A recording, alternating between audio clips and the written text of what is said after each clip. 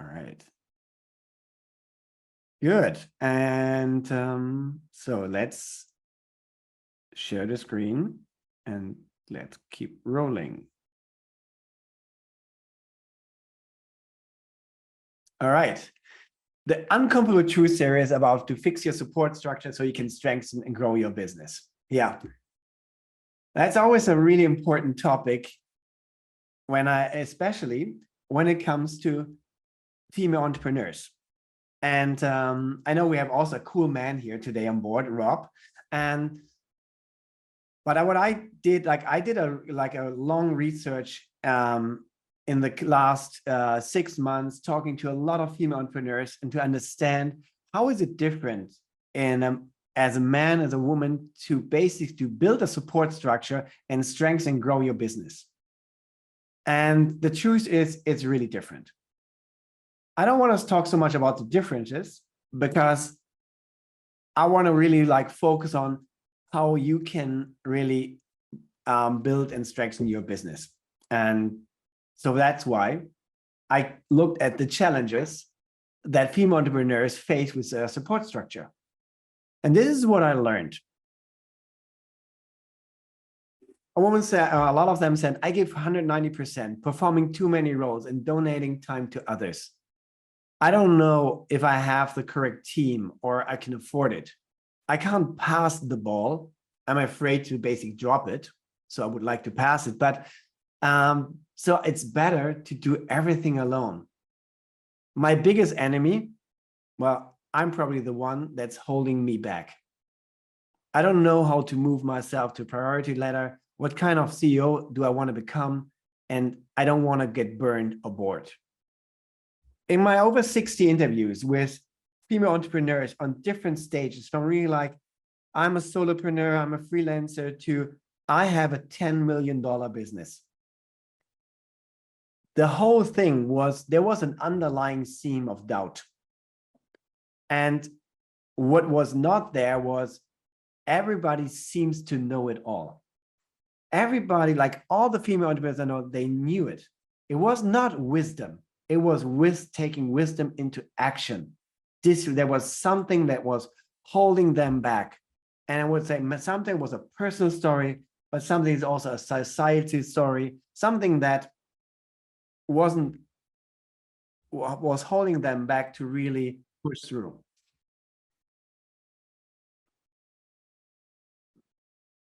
So one more person is coming. Hello, Nadine. Okay, I continue. All right, so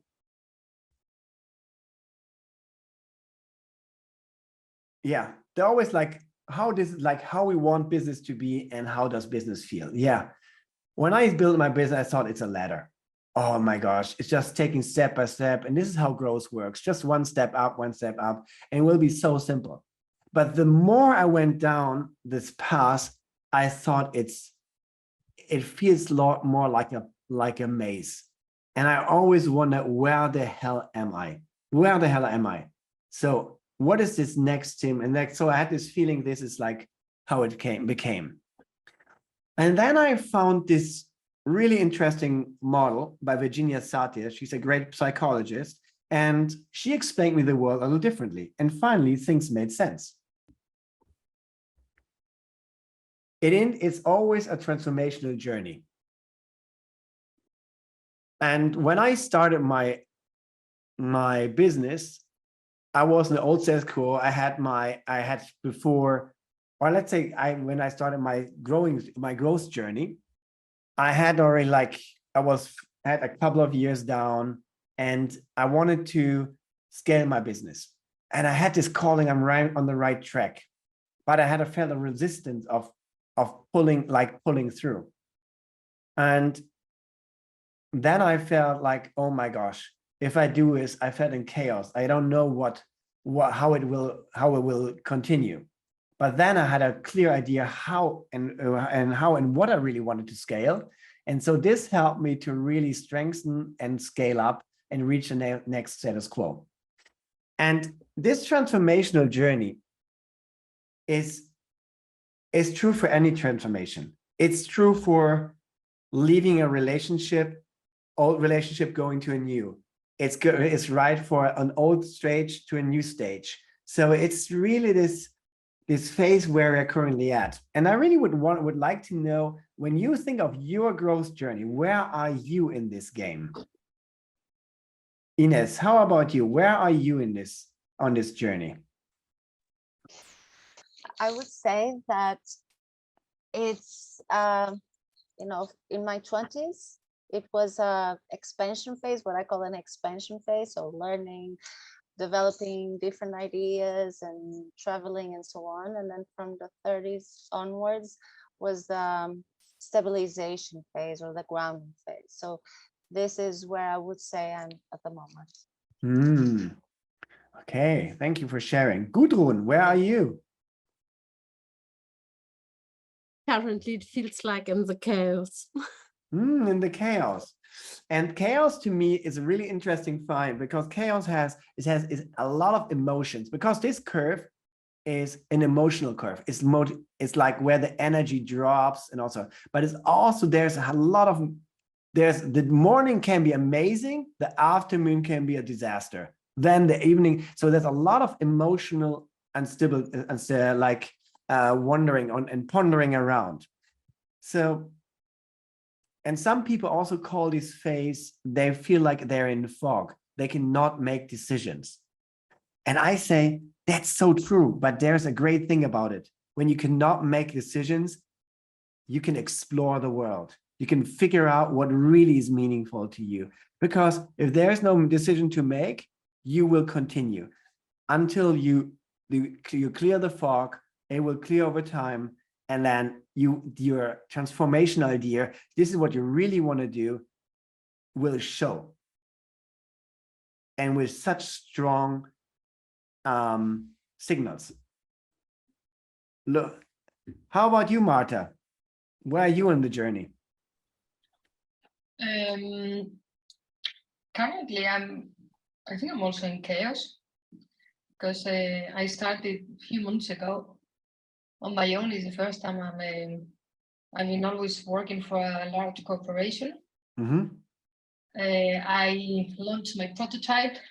I've been testing it with many potential clients, and knowing that it takes time to start running. And now, as we speak, things are popping up, but maybe not in the way that I just anticipated. So that was my plan. Let's see what's the one thing is, what is that I can do, what I can offer, what I want to do. The other one is, where is the world need from me? And then how do I adjust? But something that for me is very important is if I'm able to continue it, I want to be very conscious about the steps that I take, and even more the steps that I don't want to take. So for me, that's one of, and that's just so you understand my background. I actually took a year off. So that gave me a big learning about. So I feel like I'm part of the big Resignation group of people, and that was one of the learnings. Saying, if I'm able to say no, if I don't feel good, I don't want to do any job. And that's actually, I just did that. There were some potential. There was a company that wanted to collaborate with us, and I could just feel I don't want to. They take my energy. So in this new work career, if I can avoid it, I won't say yes to everything. I want to be much more selective. Thanks for sharing. So that was one of the mini stories. But I would say in chaos, because suddenly today I got a call about a possible project that I had not anticipated. Sometimes these things are happening. And then I'm taking it very loose and saying, hey, what is my energy? Do I feel I can bring value? Yes or no? Second, do I feel like? And the same happened last week. So I just started a project that I had not planned. So you see, my web, it won't feel the same as the task I'm doing right now. But Mhm. so it's a mix of things. And Yeah. I Okay. plan to change it along the way. Yeah. Thanks for sharing. Yeah. Yeah. So there is really like a lot of things going on. And most people I meet are in chaos or after chaos or around chaos. And they want to sharpen their idea, like this, really having this transformational idea around that and having this clarity here. And the others, they have the clarity idea, but they want to like really go up and scale. So they already have a couple of, they have a team. These are most of the time people with small teams or no teams. And this is the people who have a team, freelancers. So it's really like the, depending on which phase you are in on this journey. Maybe I just share a little bit about myself. So my story, this is me, beginning of the year. I did a strategy retreat with a small team in Bavaria, and we got up at 5:30 in the morning and we climbed up the mountain and just saw the stars and then the sunrise. And then this was this shot at with the sunrise. It was a perfect start for the year. I maybe recognize there's something about mountains I love. And this is my team. It's I built I invited an international team. Joyce, she's from the Netherlands, Alison from the UK, Tareen from South Africa. I don't know who that guy is. And Linda also from South Africa. And by that, they are all entrepreneurs. So with Second Mountain, I wanted to build an organization built out of entrepreneurs so that when then Second Mountain grows, everybody grows. And so we were also supporting each system. And like today, like giving the intro to Alison, so her business can grow too. My story to continue, like I started as a designer. I thought I was ready to scale, but I had no clue how to build a reliable 360 support structure. The worst thing was hiring financial people. Oh my gosh, I burned so much money in trying to find people who explain me finance and like doing the accounting stuff until I found a really proper one, because I could not judge it. And I hired the wrong people. It took me a long while to hire the right designers. And but there was a moment I achieved really to scale to my digital agency with 40+ employees. This was when I identified the energy drainers. And I found the right people and gave them the opportunity for the right seat. And I implemented a rhythm in the company. And then I received interest by 5 buyers, and I sold my agency in 2016. The interesting things are really here. There was the one thing about the wrong people. When you have wrong people, how do you know that they are the wrong? How do you identify if someone is energy draining? Because because I'm a designer myself, so I always looked at the portfolios. I looked at who had an amazing portfolio. I tried to read their Vitas. But the problem was not on that level. It was not on the capacities the people had. It was on the working values. It was something, the way they did the work. When they were in front of the client, with some, I felt ashamed. I thought, like, I cannot send this person to a client. And it was details, because I'm a design-oriented person. It's something, it was just the way the person was dressed up. It was like, how can this person represent me or us? But I looked at the things I saw that were important. But in the long run, other things were more important. And also the team felt that there were people who really were draining their energy. It's really interesting. The energy drainers are the one you speak the most about in your company. It's really simple to identify. The people you always talk about are not the pleasant ones, are not the ones you love the most, or they push the company to the best. It's the one who always they're craving for attention, like kids. They're craving for attention because you can get attention for serving the system or sabotaging the system. You will get your attention. And I will go deeper on this later, but I think this cost me so much energy, and it almost cost me the whole team. I think, yeah. And yeah, so this is the team I built. I built an international team, and this was one thing I learned. And Ines, you've been one of my first interns. So this is so funny seeing you back, and now like 20 years later, and having your career on your own. And I had made the decision, I think like was with you or with after you, like I was a small agency and I had a hard problem to get people working for me because there was all these high competition, all these great agencies in Hamburg. And so like, how do I get people? And then I had an idea, well, what if I look international? What if I become the local international agency? I love it personally. I traveled the world. What if I invite people from around the world? I think, Ines, you were the first international intern. And you bended the team, but they loved it. They were confronted with their own limitation of speaking English and all of that. But then I hired more people, English speakers, and in the end, it became the benefit. All the big companies wanted to work with us because we had an international team in Hamburg. It became the asset, which I didn't see in the beginning. So sometimes there's also luck involved. Or I just did it for pure pleasure and out of pain, but then it turned out well. And so after I sold it, a lot of things happened.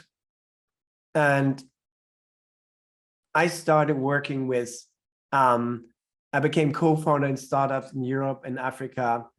This is Samia. She's a really fantastic founder. I supported her and helped her. She had an amazing idea to create a one-button alarm, and I helped her to find a support system. I was one of them. And so she could pull off her great idea, tech guys, financing. And when I joined her, like 2 months later, she had a full team and she could really make her idea happen. And this was when she was 22. I became the president of the Entrepreneurs Organization. This is a real, like, further down, when you have the ability, when your business makes 300,000 or plus, there's an accelerator program by the Entrepreneurs Organization. It's a really amazing organization that helps you, connects you to a worldwide audience of entrepreneurs. Still not enough women. There is 20, I'm working hard on that. It's 20% female entrepreneurs, 80% men, but we're working hard on changing that to even that out. And I was president in the Hamburg chapter. And it also got me the opportunity to visit the United Nations and to fulfill basically a dream, which was my dream, but actually it was also my father's dream. My father always told me, Wolfgang, why don't you join the United Nations? And then this opportunity, like, oh, I can visit the United Nations, represent the entrepreneurs in the world, and also make my father happy. Finally. Okay, I must say it was amazing to be with the United Nations. And they told us we have the biggest problem about making the sustainable development goals happen is we don't have anyone who does it. We thought the corporates will solve it, but they are only greenwashing. We see only the companies from 0 to 250 employees, the micro to small business. These are the ones who are changing the world. We need you guys, we with the EO, with the entrepreneurs, you have these people. You have these organizations, the really small ones and the bigger ones. You need to go and support us and make this happen. Otherwise, with 2030, we will not hit it. And the funny thing, I came home, super proud, I make something meaningful. I told my dad, you know, you told me once about the United Nations, I've been there. And he said, can you pass me the potatoes, please? I'm like, Okay, so much about parents' dreams and to want to fulfill it. Okay, so this was the last time I tried to fulfill my father's dreams, and I so how I surpassed that one. And the rest is like a lot of things, like becoming a TEDx speaker. I invested a lot when I think I took a lot of the money I got out of the setting the company, investing in myself, and doing like social projects. And but this was good because as an entrepreneur, I learned a lot, but I was not a strategy expert. So I went to Metaplan. I was not a psychology expert. So I did the NLP master trainer. So, and how do you build human-driven organizations? So the Hum in New Zealand, they're amazing. They sometimes come to Europe and they give amazing classes how to build human organizations. And I really wanted to I needed to relearn to be ready for what I wanted to achieve. And then I founded the Second Mountain. And so now I coach and mentored hundreds of female entrepreneurs and some cool men, especially through the crisis of COVID when everybody was in a complete disaster. All right, so much about me. So I'm supporting female entrepreneurs and some cool men to sharpen their vision. Because when you climb up that mountain, it's about this transformation idea. You need to be sharp, and it's about building a support structure, finding out how do you find that and build it, overcoming growth doubts, and balancing life impact success. Because this is what really shocked me the most in all interviews, and I would say the greatest benefit has my wife, because I really changed as a husband.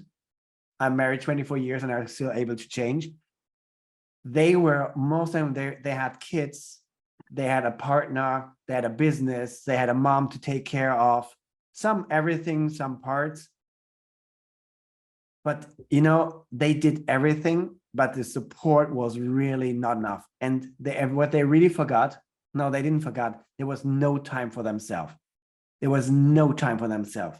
They gave everything to others, everything. And I think that's something men don't see, men don't get. And even the woman said, hey, yes, I have a great partner and he also has his business like I have. And I said, great, tell me like what makes him so great. Yeah, so he also takes care of the kids. So what happens when the phone rings? Yeah, when his phone rings, he just takes it, walks out, and he's away for 2 hours and lets me alone with the kids. How about you? And what's this with your business? Yeah, then I have to manage my business and the kids.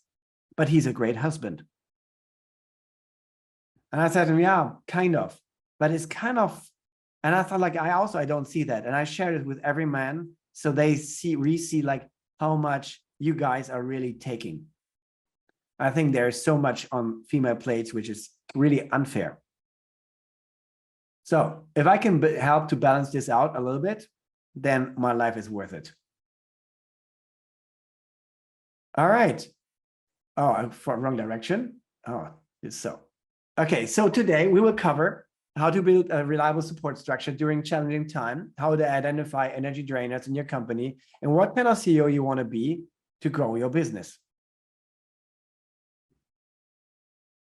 Okay, strengths and grow in a recession. I don't know how good you are in economics and stuff, but I needed to learn that we are right now in a recession. And what I know so far, a recession means that the market is dropping for 3 months and goes down. So the signals are negative. And in negative times, things are hard because people are looking more for money. They don't want to invest everything they want. And the normal reaction is to pull everything together. But there's also a truth, and this depends on the country you're living in. And because usually after a recession, where people whole thing comes a depression, and after that there's a rise, exactly like the second mountain curve. It starts up, and usually on the second level we are on a different state. The economy is better off than before. Depending on the country, it's always a little different, but I would say in Europe we're pretty fine in most times. And some countries, they even, like for example Germany, in the last 100 years they never had a depression. And so this is really interesting because when things get tight, we try to get rid of our team. We try to get rid of everybody. You see this, the big corporates, they are firing a lot of people. But after the recession comes the rise. And you need to have it, you need to build a flexible structure where you can really see, am I just making my business smaller, or am I preparing for what if in 12 months, the economy goes up? Am I ready for this rise? Do I have the processes in place? Do I have the people? Do I know the people to call when the economy goes up again?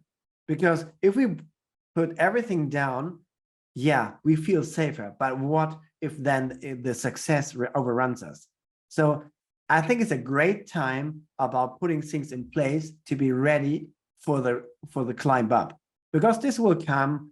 And some people say it's 6 months. I say actually, I would think it's 12. It's kind of optimistic. It will be in the next 18 months. But we will see also it happen. And recession doesn't hit everybody. The question, there's so many industries that are not hit by the recession. Some are, and I would say a lot of entrepreneurs are feeling it because their clients are sensible to that. But actually, a lot of industries are not hit by that. So the question is and depending, I know, Lorena, you have a marketing agency. The question is, what kind of clients do you serve? Do they feel the recession, or they just say, you know what? Recession is buying time. We are growing in a recession because while others are struggling, we are just buying businesses. People are buying business like crazy now. It's shopping time. And so for that, they need a lot of marketing, and they need a lot of branding. And then but something also is interesting, they need a lot of content. It depends on the business you are. And so if you look in your client portfolio, who are the clients who are thriving in a recession? Because we can feel pity about ourselves and about the ones who are not doing well, but they are the ones, and there's also the ones who need to prepare for a rise. Because when the economy comes up, when you're in the hospitality business, Gemma, Ines, so the question is your industry right now like taking a slow, but when money comes back, we saw this because bam, everybody wants to travel and no one was prepared. There was no one there anymore working. We see this in the airports. There's no one working there because they fired everyone. So they were not preparing well. So we have to be smarter. And I think for that, in the stage we are, we need to be really flexible. And flexibility is working with freelancers on one hand, or having good contracts. But flexibility, I think what I learned, the biggest chance right now, because there's freelance everything. If you treat your freelance team like a team, I mean, I have a freelance team, but we made a Christmas party. We have monthly meeting with all the team. And Alison, I can ask you, like, how is it different? Because you have freelance clients and now you're part of a team. How is that different? Yeah, it's very different because you feel, although you have your own business, but you're also part of someone else's team. So you feel like you belong as a group together and you feel more connected. Yeah, and it's not so hard, but people treat freelancers as freelancers, not as part of their own company. But I have a freelancer. I don't have anyone. I don't have stuff. I have a fixed type of, I only have a team which is completely self-independent and they can make their own decisions. But by taking care, it's like Alison said, this is how we can build it together and grow, because when the recession ends and the company go out, they need us to be that. This is when we grow with that. And with, okay, third thing, balancing facts with intuition. What I really observed in all my years and working with female entrepreneurs, intuition is your strength. Much better than man. It's intuition, you just own it. And you know already things ahead, what things that happen. You see the room while a lot of other people don't see it. I think that's a total strength that men are lacking and female has. But what I also think is intuition, its question is intuition great? I saw a lot of people who they take intuition as they build an intuitive strategy. The intuition tells me to hold on to my money, that hold to do this, but it's an intuition. If intuition builds a strategy, we keep out the facts. And the question is, how can we add facts to it?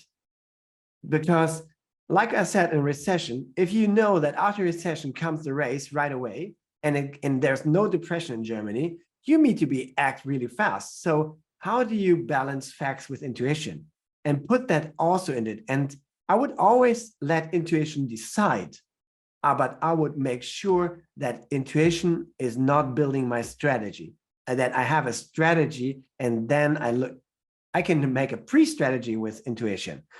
Then I look at the fact, look like what is real clients I want to work with, who is really making money, who is really like serving the world like I want, not just looking away, look at it, look at the facts, and not just feeling it.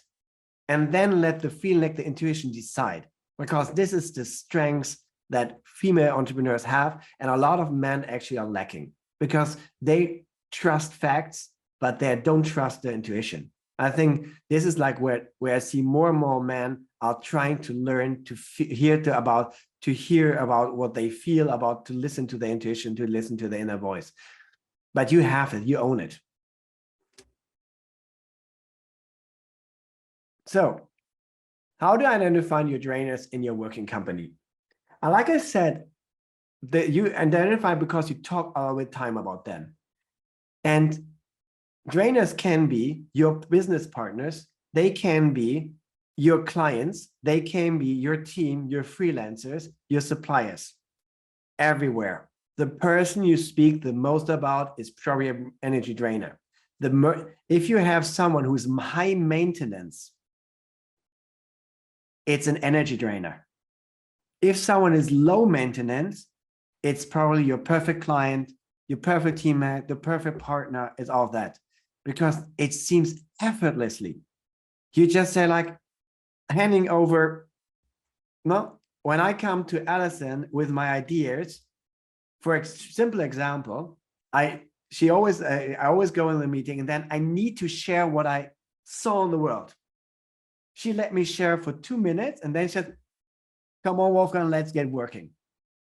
But she knows me. And on the other hand, also, she knows that we have an open culture of sharing, but also we have a culture of getting things done. And so everybody in my team is an action-driven achiever. Everybody in my team has a sense for sustainability and sees the world. There's care. They are all caring. And everybody in my team is taking care of resources. And so there are certain values which I identified for myself.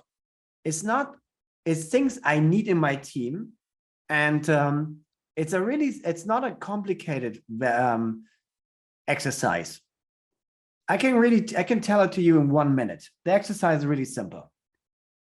When you want to find out your working values, because it's not the brand values and all that, working values, write down, when you think of your company and the journey you're ahead, you can just write it down. It's really simple, but it's huge. Or I send it to you afterwards. I can send you one sheet. I will share, because I think this changed for me everything. You write down 3 people that when you think of you would want to go in the future. If they would be in my team, I would love them. This can be current people you're working with, could be people you worked with in the past, or someone you know. You should know them. Write down 3 names, and then you write down person A, Alison. What is great about Alison? Alison is great. She's caring about people. She gets things done, and she's super accurate. Second thing, person, I don't know, like say Joyce. What is Joyce? So basically you write down what is great about them. And after that, you you take away the names, and you end up with 3 people, you end up like 3 or 4 values for each. And then you look, what do they have in common? And you would create a list about, let's say, 7, 8 values. And to make this now a short version, we can go deeper, but now a short version is you just look at the people you have currently in your team and see how are they scoring on these values. Something is important to you.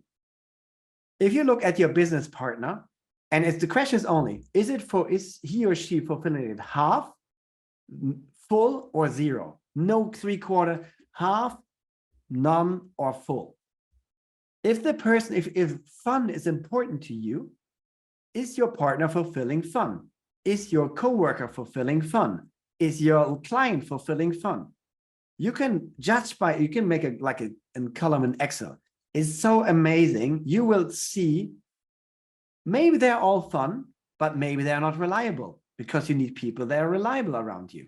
So by looking that, you will identify the right people. And again, I can send a working sheet around that, because it will open your eyes so dramatically, and you will know from the values which, because they are not just not matching, they're just partly not matching.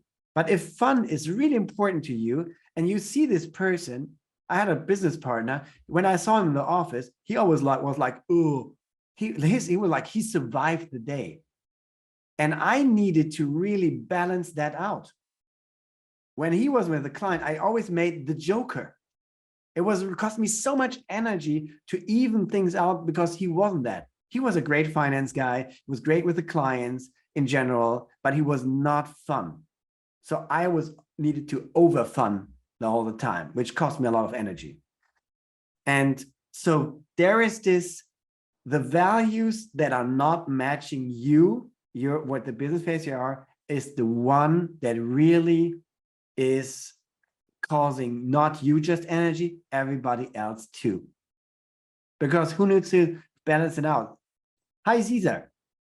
You were hiding behind the mirror. When you work with people, Caesar, like clients or freelancers, what is one thing which is really important to you, like a value? You can say it. Honesty from both sides. I would say that Honesty. is really important. Okay. And when you think of the people you work with in the last 2 years, was there someone where you feel like, honestly, they stepped on that toe? A few people, but they've kind of filtered themselves out naturally. They just didn't match, so they disappeared. Yeah, because there is this one thing about when they don't match, or let's say if we say like getting things done is another thing that is important, they don't feel appreciated to be with you if getting things done is your value. That's why they become so high maintenance. That's why they say, oh, I want to be seen, but I have other values that are great too. Yeah, but I need a team that gets things done.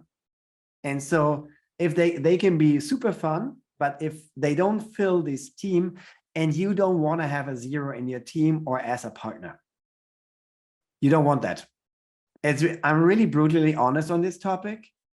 If you do this exercise, which I will send it to you afterwards, you should do it. Really, I really highly recommend it. And you have a 0 in your team or in your partnership or in your clients, quit.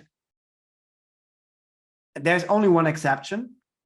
If you think usually they're super fun, but maybe they are currently sick or they lost their dog, right now there's a reason why they are not fun. You can talk to them.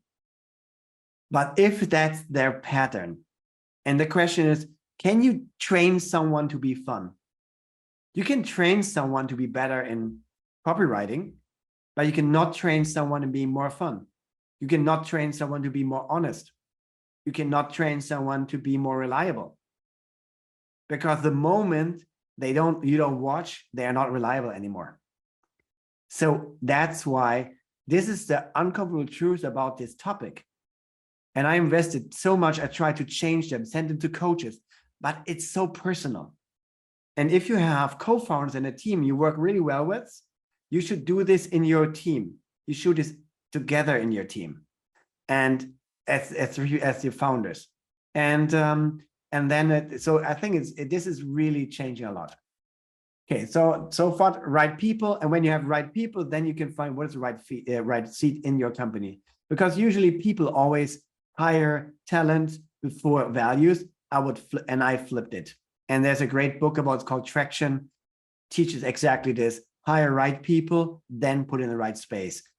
Because the right people, they can find a different spot in your organization, but it's better to find not always the right people. And leavable and lovable, this is about you. Leavable and lovable is, if you want your company to grow, what is the one thing you love most in your business? Lorena, what is the one thing you love most in your business? Doing. In fact, when other people get me inspired, when we're walking together and they come to ideas I've never come myself. So I just feel this energy with working in a team. Perfect. And what is the one thing you love to do the most? The most? Yeah, like personally, like I love in my company, this is the job I love to do the most. Drawing the big picture. Drawing the big picture. Yeah. So there's a challenge in this. So if you do this,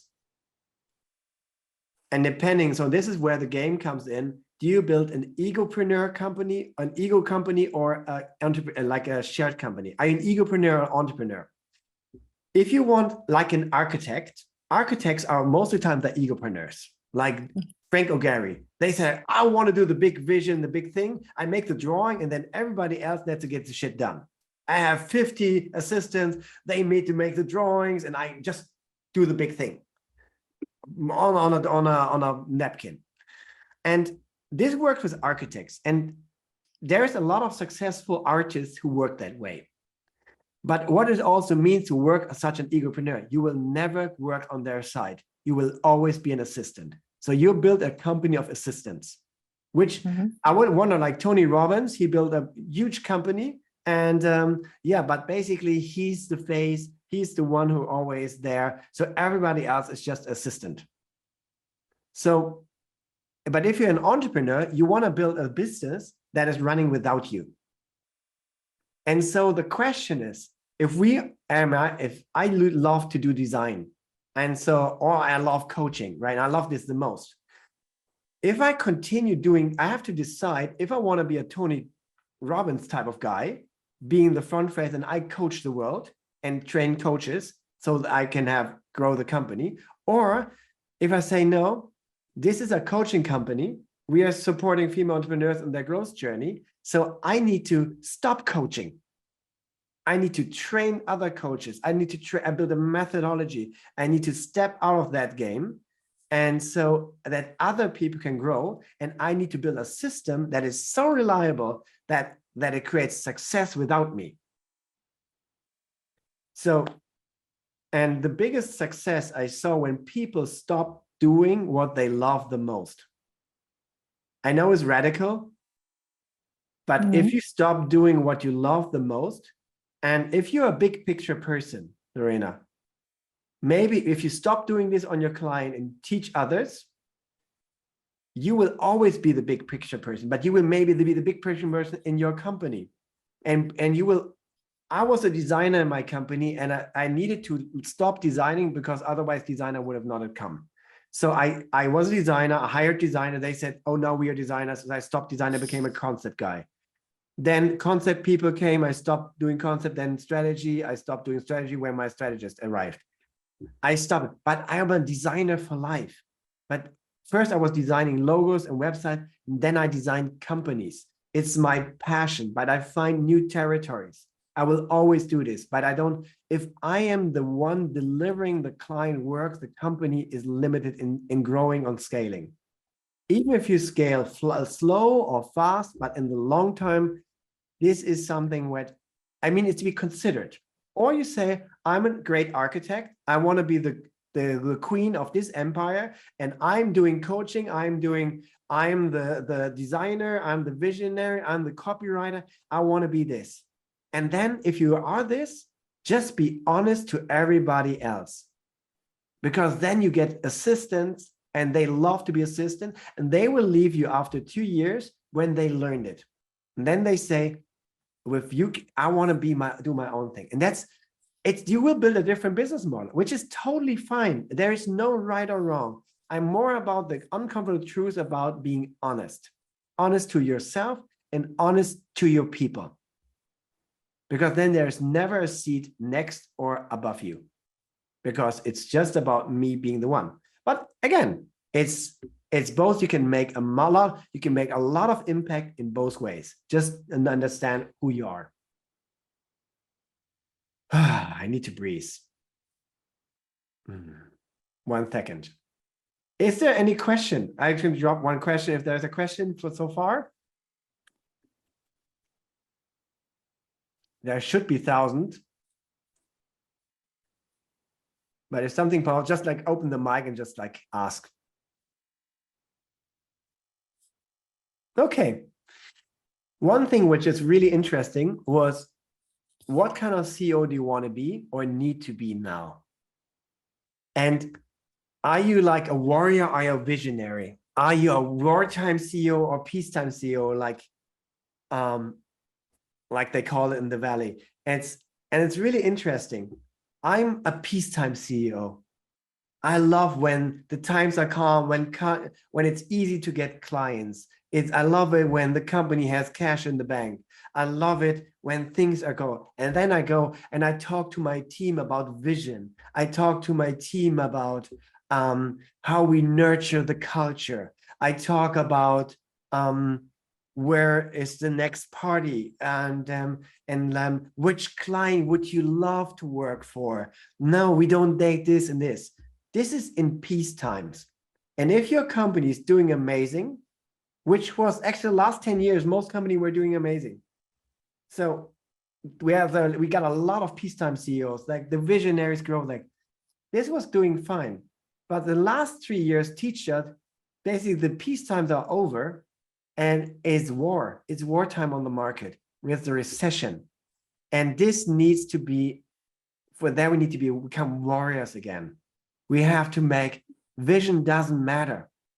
It's about short vision, 1 year, 2 years. What is the next thing? Achieving this, getting things done. Sales over dreams. It's a little bit more realistic, but it's about going through these times, because when this goes over, then you can become the peacetime CEO again. And finally, you talk much more, you're more frank with your team, because imagine you would steer a ship over a beautiful lake. Everything is paused with such a calm day. Everything is so cool. Then everybody, do you want to everybody can steer. But when there's rough water, there's wind and all of that, it needs a warrior, someone experienced. And you are that. You walk the path. And some of you, you shared this like Marta. You said like you were 25 years in a company at Lego, and now you started your own business. So, but you have experience for 25 years. You know how to ship even through rough times. And now you're in your own ship. Now you have to do it. So it's really, you need to understand, is your business in a crisis where everything is tough? You need to be as strong and clear as a leader. Take decisions. Your employees don't know. They want you to be clear and say where we are going until you hit calm waters. When in calm waters, everybody can decide. You can become the peacetime CEO, work on that. It's depending on the time. I'm not saying that everything is right or wrong. I just give you options to rethink. To me, this was game changing, because I thought it was everything about peacetime. I didn't know that there was a wartime CEO, that it didn't exist and what's important. I can share with you there's some literature about that, describing that. I think it's really interesting, and understanding where we are. I don't want to drag drop in any optimism anyhow, because if it's struggle, there is still optimism, and we need optimism, and we can make this happen. But you just want to say like, this is what we need to do. And we know it, and your intonation already knows it already. It's more having an allowance. You know what, dear team, I came back when I learned this to my team and said, you know what, I thought, hey, we are peacetime. Sorry, I learned in my strategy retreat, we are war times. And I need to be a wartime CEO. We need to get things done. Sales is the highest priority. We changed everything. And they said, thanks for teaching me. We got scared, but thanks for telling me. Alison, how was it for you when I told you? And it was, no? Yeah, it was very insightful. And I didn't know there was a difference between wartime CEO and peacetime CEO until you mentioned it to us. And yeah, it was a little bit uncomfortable, but then it was also like, okay, this is the reality. This is what we've got to do. So let's move forward. Yeah, and it's this facts meets intuition. If we ignore it like that. So, okay, stop that. So a reliable support system frees up your time and saves your energy. And this is what you want to build. This is what you want to have. And so if you want to be the main creative source in your business, or if you want to like build a business that takes everything off you, anyhow, it's like the dream is, and this is the aim, to have unlimited time and resources are there for you. Because now in the beginning, the team serves you. You want to find supporters for you, but the end is that you support your team. When you grow as a leader, it's not about you. It starts with you, but it's not about you. It's about your mission, the one you want to achieve, the clients we want to touch, the change you want to create. It just starts with you, but it's not about you. Mita's here. She's a client of mine. She is a CEO. She's a co-founder of Right Consulting. She lives in Sofia, in Bulgaria, and they built up this company. And so her support structure really drained her energy. She's like such an optimist, and so and when I met her, actually, like she was in chaos. She had no energy anymore, and no space and time for herself. She's a mother. She has a husband. She's caring, but the most problem was she was not trusting her vision. No clear boundaries set with the children, and they were like 11 and 16, and so she just did it the best way she could. Like, I also have kids. I did it the best way I could, but everything was unfulfilled. She was really filled unfulfilled life and looking to broaden her options. It was like, what do I want to do next? She didn't know. She said, do I want to like keep the company? Do I want to restart? What I want to do? And so we did with her, I did a one-on-one coaching, and we really went, we really went with her into the mountains. And sometimes I do this, and to really uncover her true identity. What is the person she really is? Buried under all this expectations from her parents, from her so we uncovered it, and now she really owns it. And now she has a reliable support structure, and she's now trusting herself and her team. And she put herself too much in front. She made it with the team. She made it about herself. Now she made it about the team, and the team is thriving. She put herself out of the equation. She found her role to say, like, yeah, they need me to support them, not they support me. They just flipped it. And she developed a new vision. And this was the moment when we climbed up the mountain. She had this point of clarity. And this was the moment she decided her new life. And she wrote her first chapter of a new book, and the movement she started. She turned her company into the root of a movement. It's called Leaders from the Heart. And her company, the consultant, is now leading from the heart into and implementing in all companies they are consulting. And she currently writes her first book. She wrote the first chapter on the mountain. And now she finally knows how to balance life, herself, and success. And she feels joy and satisfaction again. So, which was really so long she was missing it. So when I did the research with all these female entrepreneurs, I learned you guys are all brave-hearted warriors for positive change, following your vision, values, while trying to balance life, impact, and success. And this is what I heard over and over and over. And I think this is the highest potential when I think of achieving the SDGs, when I think of the future and a better future for all of us. And because I see more women are thinking more 360 than men. And I really think about that. But also donating time to others too often, which means no time left for yourself. So, and that ends up in confusion and frustration. And this is the moment I really decided I need to do something. And so last year we did a decision and we created a program. It's called the Future Self Manifester. And we were running, it's called an uncomfortable program for growth leadership. If you're in chaos, transforming idea, or want to scale like 3, 4, 5, and you're in these stages, then it could be really interesting. And because the core is really like from chaos, really finding the transformation idea you want to have to grow and scale, or if you have it, to go to the next level, to overcome these doubts. And because it's not about looking at the full year, like what is important now, what's important about the next year. And the program combines healing with strategic business action. I don't do it alone. I do it together with Isabel. She's an expert in emotional healing. And she's a Reiki master and holistic coach. And she says hi today. She couldn't be because she had a client session. Because this is what I thought. To overcome the doubt, we need to connect to ourselves. If I can, because you know it all. One thing is learning the practical business, but there's the healing part we need to tackle.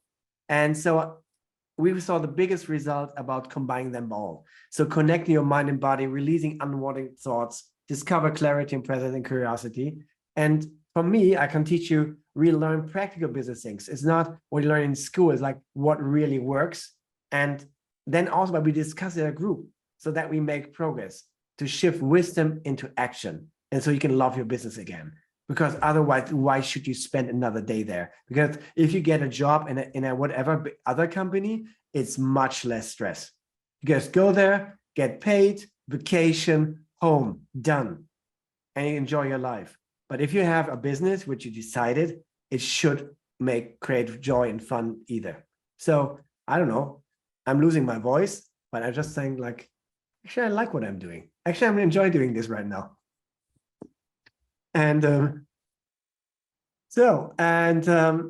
the program, like if you're interested, like this is what's happening. It's really about following your vision and values, defining what kind of CEO you want to be, and that you trust it.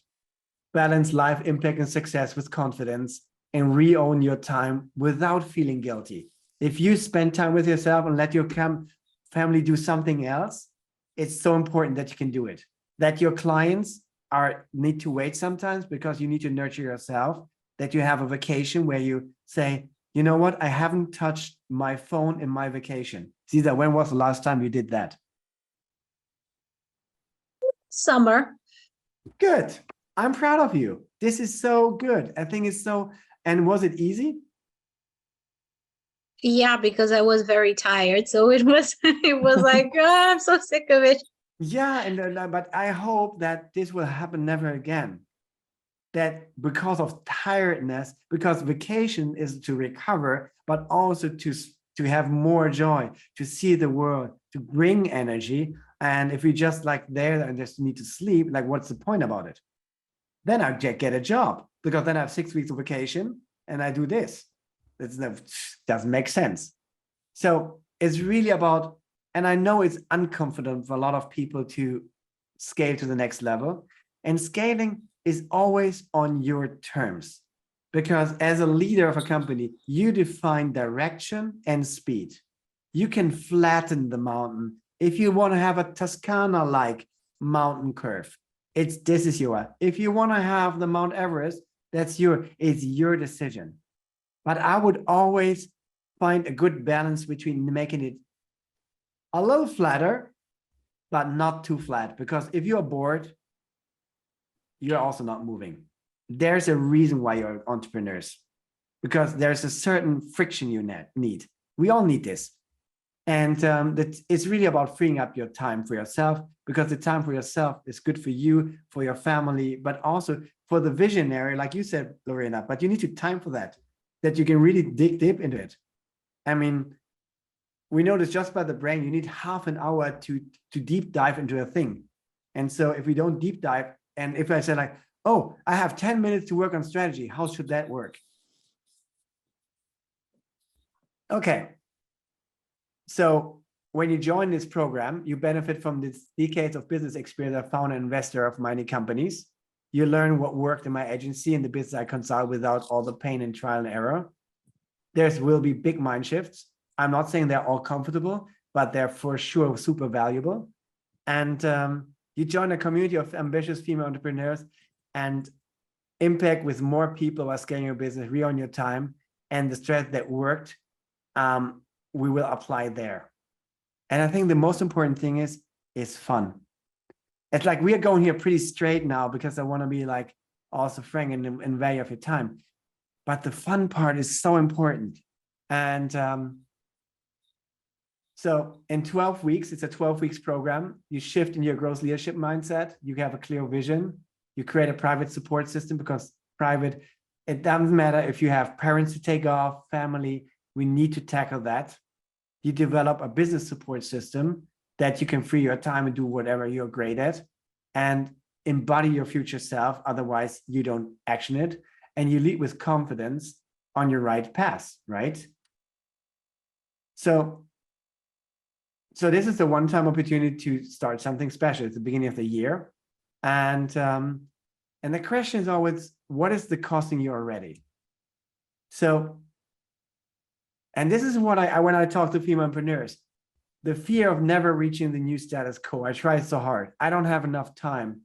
Stuck in the messy middle, years of trial and error, delaying time, wasting money, hiring the wrong people, not sure where to focus, and being stuck in chaos. Like, what is it costing you to not proceed? And I don't say that you should continue with me, but it's kind of like wherever you go, like if this time you invest, like flip something in your company and your decision to do something different, then it would be already amazing. And it's really about reaching your goals much faster, accountability, and building connection in a group. So yeah, if you would coach you one-on-one, it would be 30,000 euros a year, because I charge 25 a month. And so this year, but I know that there's not many people can afford this.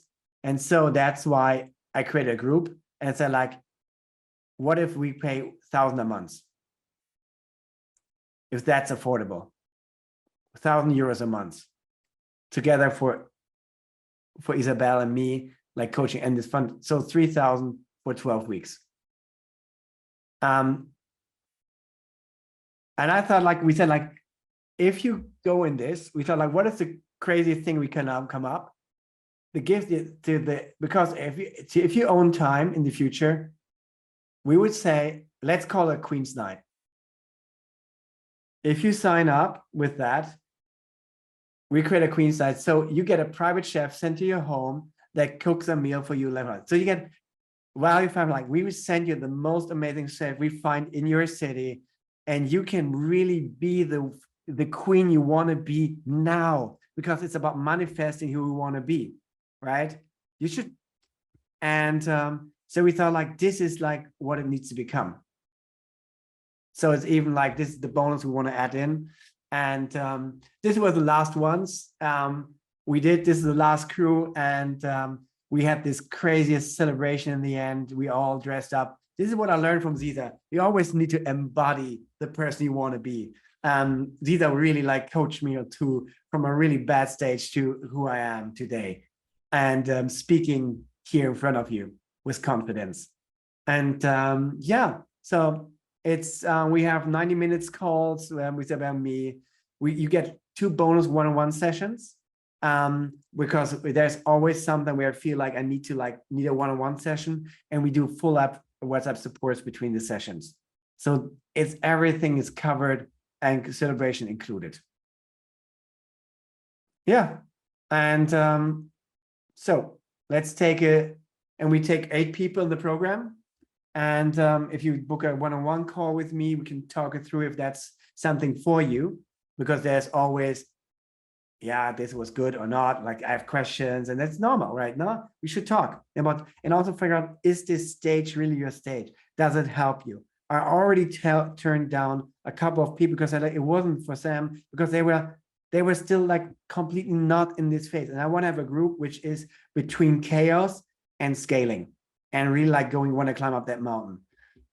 There's no one with, so that we have a range where we can grow and give from, learn from each other. Yeah. And one more bonus, because it's New Year's time, it's all about bonuses.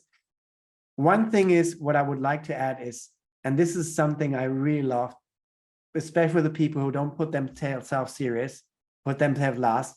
It's called the intention planning session with me. It's let's plan the year around your desires and dream instead of building about work and life.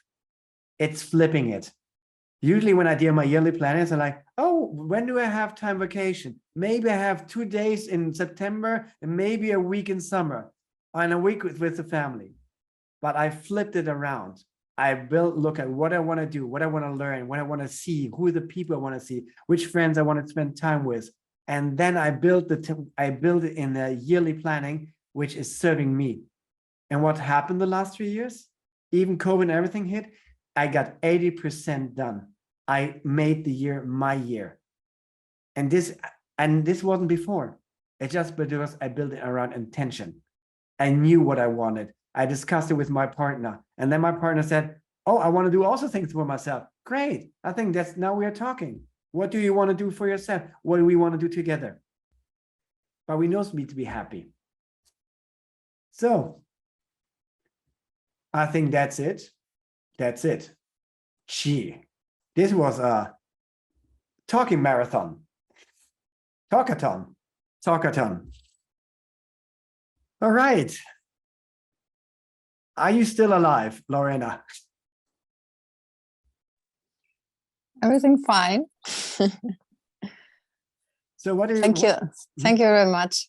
Thank you very much. It was fun, and there were some insights for me too. Yeah, I think like, what was the takeaway for you? I think this is great. Like the one takeaway, if you say like one thing I took away from the session, I think that's enough.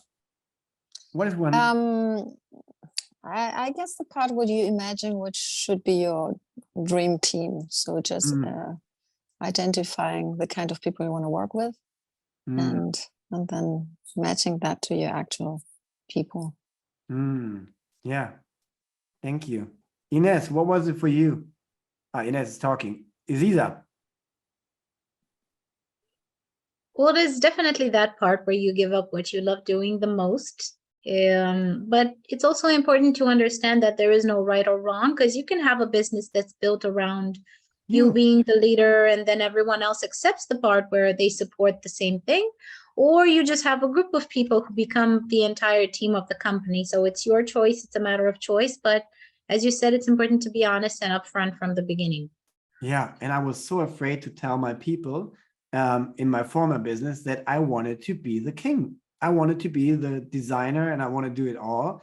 And I pretended to be the one who always served, like I want to be equal, but it wasn't true. And they felt it. And so the honesty really like gets us going.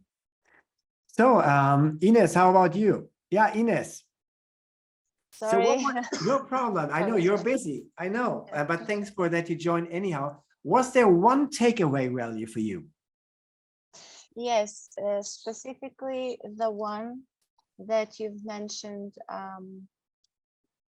about female entrepreneurs and how sometimes we let our own whether cultural or generational feelings or situations to be part of our own struggles for the future, for the as a females entrepreneurs or so forth.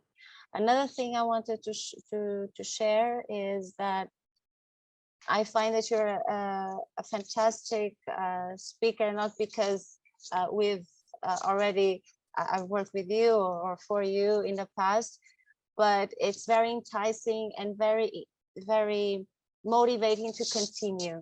I mean, if you would do more sessions like this would be just perfect. I see that you have a model and something that one can activate. But if you also do on LinkedIn some few more sessions like this, well, that would be amazing. Perfect. much. Yeah, thank you so much. Thanks for the feedback. Sometimes it's always hard to know on the other side of the screen.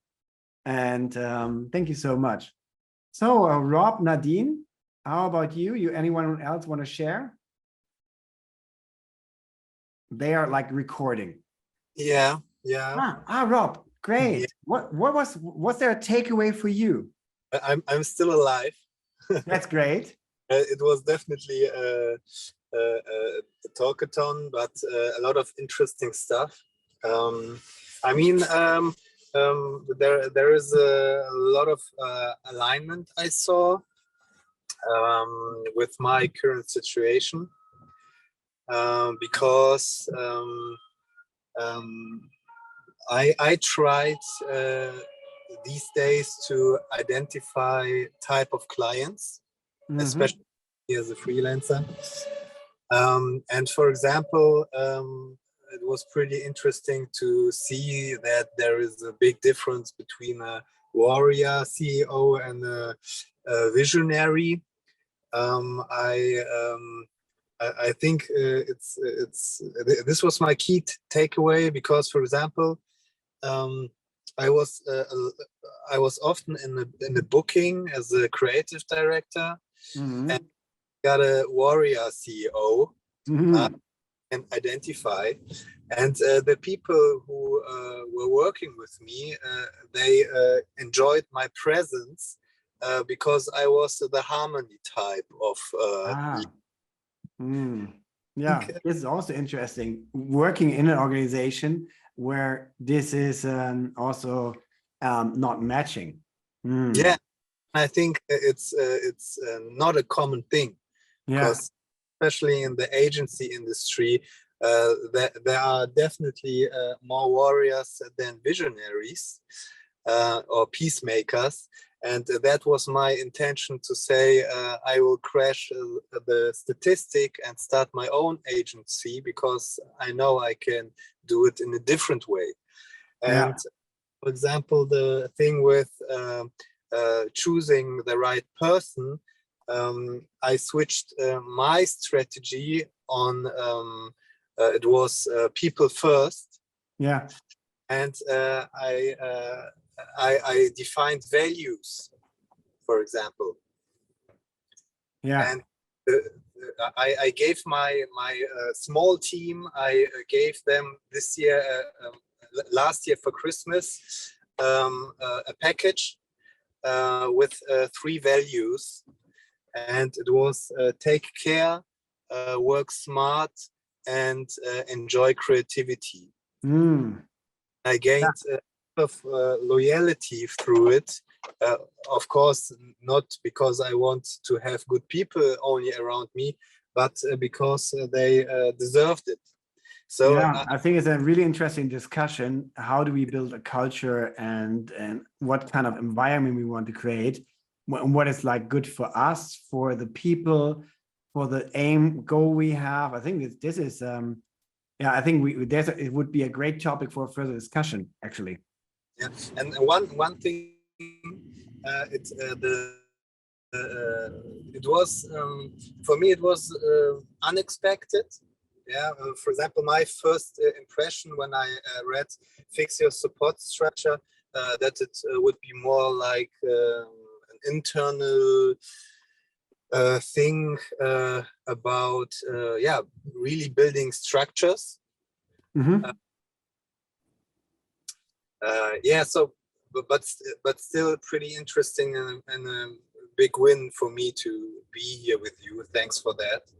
Cool. Yeah, thank you so much for your feedback, and also your sharing your learning, because it's always like interesting for all of us, like because it's just by that we remember, oh, the other person picked this, and now like we remember better.